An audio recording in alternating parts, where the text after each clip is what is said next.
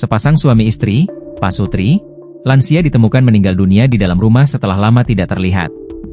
Saat ditemukan, Sabtu, 24 Mei 2025, jasad Pak Sutri lansia di Desa Cemani, Kecamatan Grogol, Kabupaten Sukoharjo, Jawa Tengah sudah membusuk.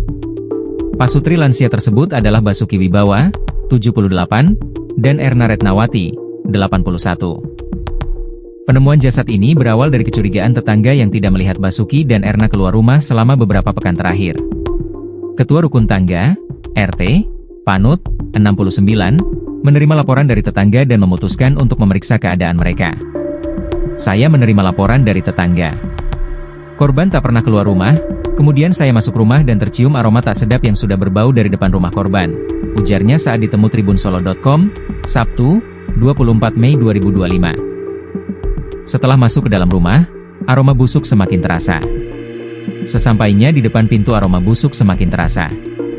Saya dan warga langsung masuk ke dalam rumah dengan posisi pintu tidak terkunci, tambahnya. Di dalam rumah, Panut dan warga menemukan jenazah Erna di atas tempat tidur. Awalnya kami menemukan jenazah Bu Erna. Tetapi kami penasaran kok suaminya Pak Basuki tidak ada. Setelah itu warga membuka pintu kamar mandi, Pak Basuki sudah meninggal dunia di kamar dengan kondisi membusuk, jelas Panut.